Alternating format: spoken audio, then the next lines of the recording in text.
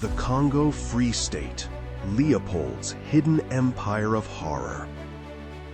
Imagine owning an entire country, not ruling it, owning it.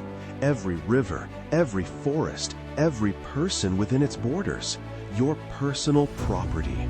76 times the size of Belgium itself. This wasn't a fantasy. From 1885 to 1908, one man achieved exactly this. King Leopold II of Belgium privately owned the Congo Free State, a territory in the heart of Africa larger than Western Europe. He promised civilization and progress. He delivered one of history's most brutal regimes. What happened in the Congo wasn't colonialism as usually understood. It was something far darker. A personal fiefdom operated for profit at any human cost. And the world chose not to see it until the evidence became impossible to ignore. This is the story of how one man's greed transformed an entire region into a nightmare, and how millions paid the price. Leopold's ambition. Leopold II became King of Belgium in 1865 at age 30. His small nation was prosperous but unremarkable. Squeezed between France, Germany, and the Netherlands, Belgium was barely 3 decades old. For Leopold, this wasn't enough. He looked enviously at Britain, France, and the Netherlands with their vast colonial empires. He saw wealth, prestige, and power flowing from overseas territories. Belgium had none of this. Leopold became obsessed with a colony, not for Belgium, but for himself personally. His problem was simple. Belgium's parliament had no interest in expensive colonial ventures. They'd rejected his proposals repeatedly. So Leopold took a different approach. He would acquire territory privately, presenting himself as a humanitarian rather than a conqueror. It was a masterful deception that would fool Europe for decades. The scramble for Africa. The 1880s marked the height of European imperial expansion into Africa. The continent had long resisted penetration into its interior, protected by disease, geography, and strong kingdoms. But new technologies, quinine for malaria, steamboats for rivers, repeating rifles for warfare, changed everything. European powers rushed to claim territories before their rivals could. Britain pushed into Egypt and southward. France expanded across West Africa. Germany suddenly entered the competition. Portugal revived old claims. Italy sought prestige through conquest. Africa was being carved up at conference tables in European capitals. The Berlin Conference of 1884 to 85 established the rules. If you could demonstrate effective occupation of territory, other powers would recognize your claim. Leopold saw his opportunity. While others fought over scraps, he'd positioned himself to claim the grandest prize of all, the vast Congo Basin in Central Africa. The humanitarian mask. Leopold carefully cultivated an image as Africa's great benefactor. In 1876, he organized the International African Association, claiming its purpose was scientific exploration and ending the Arab slave trade. He funded explorer Henry Morton Stanley's expeditions into the Congo Basin. Stanley was the perfect instrument, ambitious, ruthless, and unburdened by scruples. Between 1879 and 1884, he traveled the Congo region, establishing outposts and signing treaties with local chiefs. These treaties were often fraudulent. Chiefs who couldn't read were told they were signing trade agreements. The documents actually ceded sovereignty over their lands. Leopold presented this to European powers as a civilizing mission. He promised free trade, protection for missionaries, and an end to slavery. His propaganda was brilliant. He painted himself as uniquely suited to govern the Congo, a neutral humanitarian king with no colonial ambitions. At the Berlin Conference, the great powers bought the deception. They recognized Leopold's personal sovereignty over the Congo Free State, not Belgium's colony, Leopold's private property. The trap had been set. A state built on lies. The Congo Free State was established in 1885 with Leopold as its absolute ruler. He'd never set foot in Africa and never would. He governed from Brussels through a colonial administration answerable only to him. The Free State was darkly ironic. Trade wasn't free. Leopold held monopolies on everything valuable. The state wasn't independent. It was Leopold's personal possession. And the Congolese people certainly weren't free. Leopold immediately began extracting wealth. Initially, the focus was ivory from elephant tusks. The Force Publique, a private army of African soldiers led by European officers, was established to enforce Leopold's control. Villages were required to provide ivory and labor quotas. Those who failed to meet quotas faced horrific punishments. Hostages were taken, villages were burned. Resistance was crushed with extreme violence. But ivory was just the beginning. In the 1890s, something happened that would transform the Congo into hell on earth. The world discovered a new use for rubber. The rubber terror. The bicycle boom and automobile industry created explosive demand for rubber. Congo's forests contained vast quantities of wild rubber vines. Leopold now had something worth more than gold. He declared all vacant land state property, meaning virtually everything. Rubber collection became mandatory. Each village received impossible quotas. Men disappeared into the forests for weeks, forced to collect rubber sap. Women and children were held hostage to ensure compliance. The Force Publique enforced the system with systematic terror. Villages that failed to meet quotas faced massacre.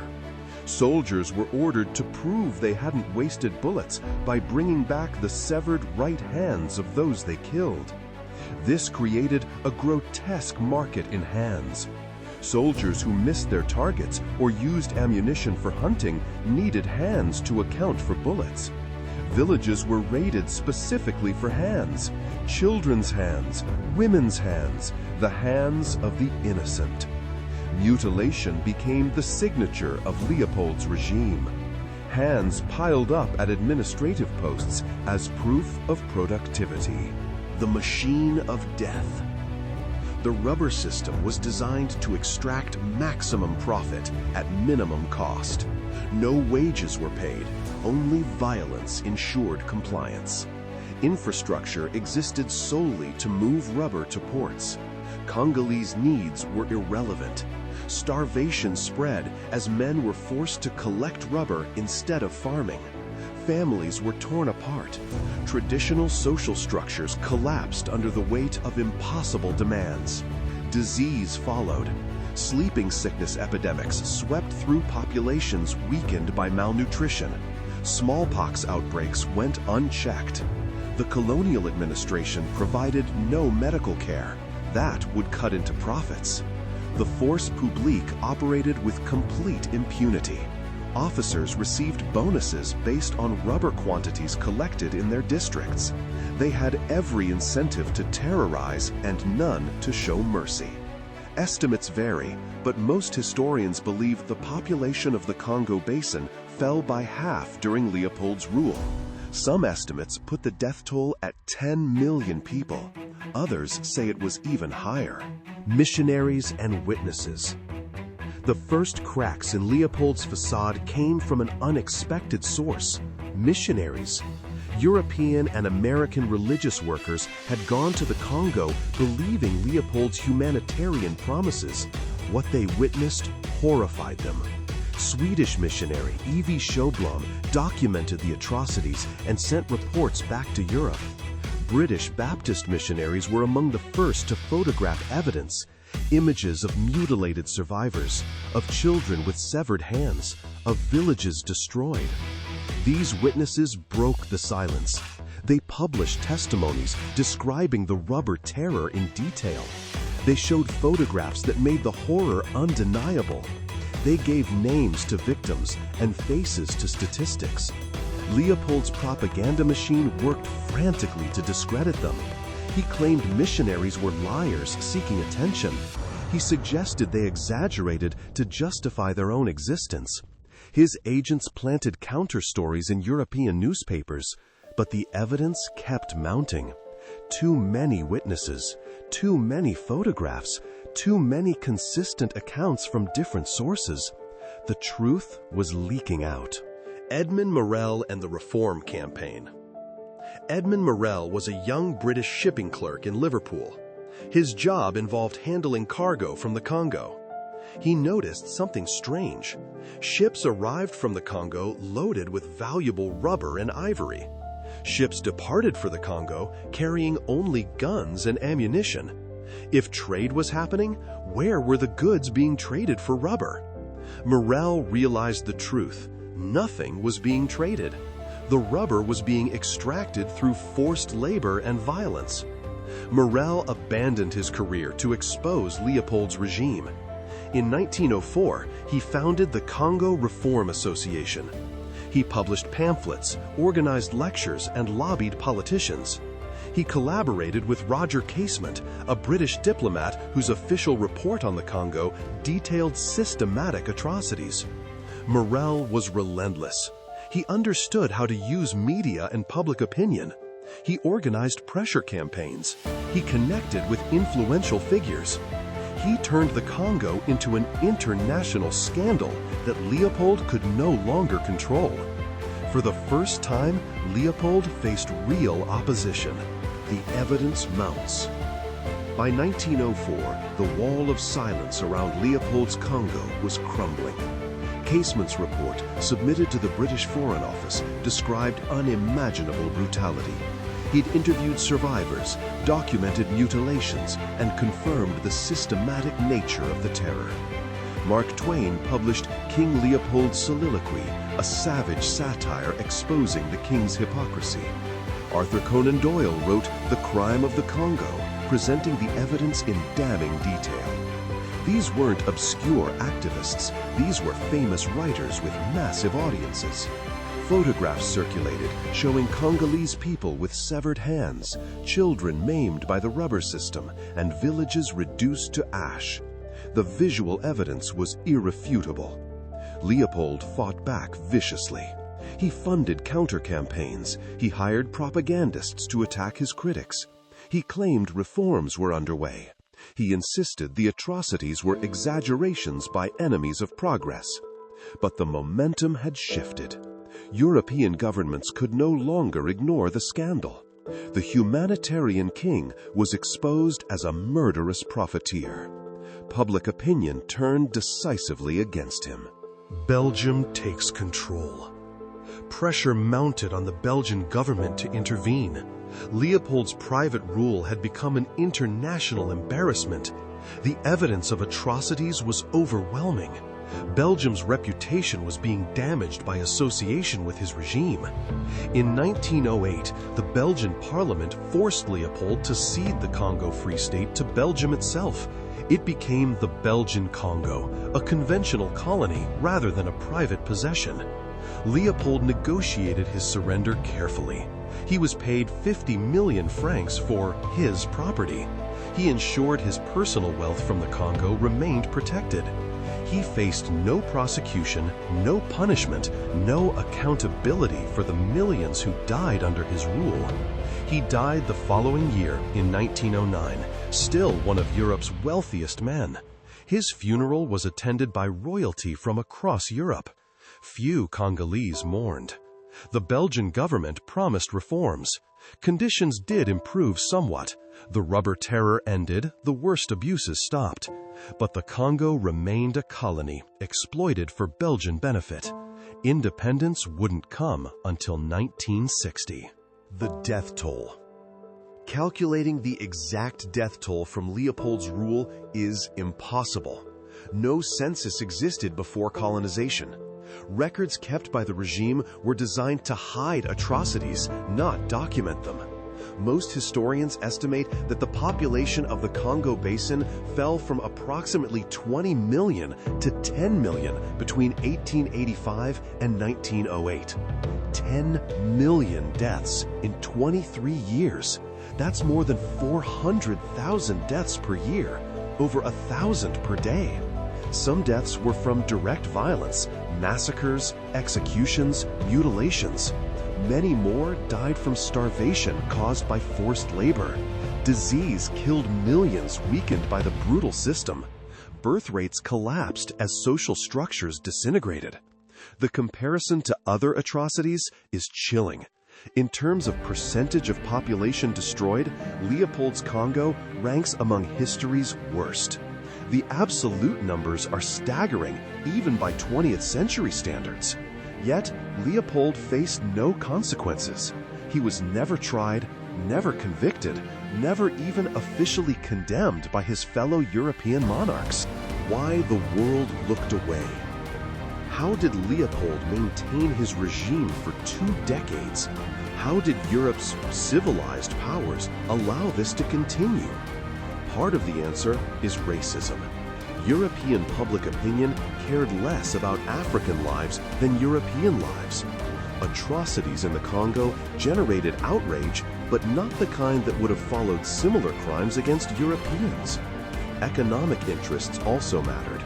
British, French, and German companies profited from trade with the Congo Free State. Challenging Leopold meant threatening their access to rubber and ivory. Distance played a role. The Congo was remote, difficult to reach, easy to ignore. Before cameras became portable, evidence was difficult to gather. Before international media networks, stories were difficult to spread. And Leopold's propaganda was effective. He spent enormous sums maintaining his humanitarian image. He had allies in governments and newspapers. He portrayed critics as enemies of progress and civilization. The world looked away because looking away was easier and more profitable than facing the truth. The legacy in Congo. The Congo Free State left scars that never healed. When Belgium finally granted independence in 1960, they'd done almost nothing to prepare the population for self-governance. Education was minimal. Infrastructure existed only to extract resources. Political institutions were non-existent. The result was immediate chaos. The Congo crisis brought Cold War intervention, assassination, and decades of dictatorship under Mobutu Sese Seko. The eastern regions have suffered nearly continuous conflict since the 1990s. Millions more have died in wars that trace their roots to colonial disruption. The psychology of colonial exploitation lingered. Patterns established by Leopold, rule through violence, resource extraction without development, divide and conquer tactics, were adopted by later rulers, both colonial and post-colonial. The Democratic Republic of Congo remains one of the world's poorest countries despite vast natural resources. The connection to Leopold's regime isn't coincidental, it's causal. Remembering the forgotten. For decades, Leopold's crimes remained largely forgotten. European history texts mentioned the Congo Free State briefly, if at all. Statues of Leopold stood in Brussels. Streets bore his name. This silence began changing in recent decades. Historians like Adam Hochschild brought renewed attention with books like King Leopold's Ghost. Activists demanded accountability and recognition. In Belgium, debates over Leopold's legacy intensified. Should statues remain standing? Should streets be renamed? How should schools teach this history? Some statues have been removed. Plaques explaining Leopold's crimes have been added to others. But consensus remains elusive. Some Belgians resist confronting this past. Others demand full acknowledgement. In Congo, the history is remembered differently, not as distant scandal, but as lived trauma that shaped their nation's trajectory. The dead of Leopold's regime deserve more than historical footnotes. Lessons unlearned. The Congo Free State stands as a warning about what happens when profit trumps humanity, when oversight disappears, and when the powerful face no accountability. Leopold's regime showed how atrocities can persist when economic interests align with indifference, how propaganda can obscure reality, how institutions designed to look legitimate can function as tools of exploitation. The fact that one man could personally own millions of people and orchestrate their destruction while maintaining a humanitarian reputation reveals deep failures in international systems and human nature itself. Yet, have we learned these lessons? Resource extraction continues in Congo under conditions that exploit local populations. Corporations operate with minimal oversight in vulnerable regions worldwide. Power without accountability remains a deadly combination. The Congo Free State ended in 1908, but the forces that enabled it, greed, racism, indifference to distant suffering, persist. Leopold's ghost haunts us still. Realization of the horror. From 1885 to 1908, King Leopold II of Belgium ruled the Congo Free State as his private property. He'd promised civilization. He delivered systematic terror designed to extract maximum wealth. The rubber quotas, the severed hands, the force publique, the burning villages, the hostages, the starvation, the diseases left untreated, the population cut in half, 10 million dead. Leopold died wealthy and honored. He faced no justice. History treated him kindly for decades. Statues celebrated him as Belgium's builder king. But the evidence remains. The photographs, the testimonies, the documentation. The truth that Leopold spent fortunes trying to hide. The Congo Free State represents one of history's greatest crimes. A quarter-century of exploitation and mass death motivated purely by profit. It's a story Belgium is still learning to confront. A history the world is still learning to remember. The dead of Leopold's Congo deserve our memory. Their suffering demands our acknowledgement. And their story warns us that the capacity for such horror never truly disappears. It merely waits for the right combination of power, greed, and indifference to emerge again.